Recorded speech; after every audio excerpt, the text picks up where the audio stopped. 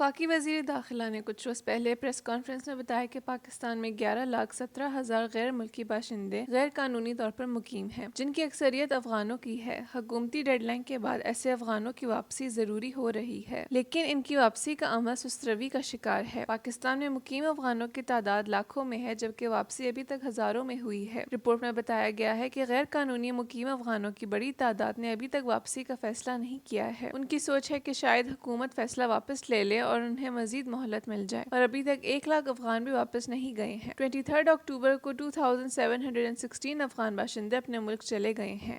2716 افغان شہریوں میں 622 مرد، 293 خواتین اور 1801 بچے اپنے ملک چلے گئے ہیں۔ اب تک کل 64,795 افغان پناہ گزینوں کی اپنی وطن واپسی ہو چکی ہے۔ حکومت نے ملک بھر میں غیر قانونی طور پر مقیم غیر ملکی باشندوں کو 1 نومبر سے پہلے ملک چھوڑنے کا حکم دیا ہے۔ انور الحق کاکڑ نے پشاور کے حالیہ دورے کے دوران واضح کیا ہے کہ 1 نومبر سے ملک میں بغیر دستاویز کے مقیم غیر ملکی باشندوں کے خلاف کارروائی میں انہیں زبردستی واپسی بھیجا جائے گا، اور کارروائی ان کے خلاف ہوگی جو دستاویزات کے بغیر غیر قانونی طور پر مقیم ہیں۔ حکومتی فیصلے کے بعد خیبر پختونخوا حکومت نے غیر قانونی مقیم باشندوں کے خلاف ممکنہ کریک ڈاؤن کی تیاری شروع کر دی ہے۔ خیبر پختونخوا حکومت غیر قانونی طور پر مقیم افراد کا ڈیٹا جمع کر رہی ہے۔ رپورٹ کے مطابق افغانوں کی پاکستان میں کاروبار کے ساتھ جائیدادیں بھی ہیں۔ یہی وجہ ہے کہ ان کے اثاثوں کی تفصیلات بھی اکٹھا کی جا رہی ہے۔ کریک ڈاؤن میں پولیس کو ضلعی انتظامیہ اور دیگر اداروں کی معاونت حاصل ہوگی، اور غیر قانونی رہائش پذیر افراد کو گرفتار کر کے واپس ان کے ملک بھیجا جائے گا۔ معاشی ماہرین کا کہنا ہے کہ اگر حکومت پاکستان غیر قانونی افغان شہریوں کو واپس بھیجنے کے اپنے فیصلے پر عمل درآمد کرتی ہے تو اس کے ملکی معیشت پر مثبت اثرات مرتب ہوں گے۔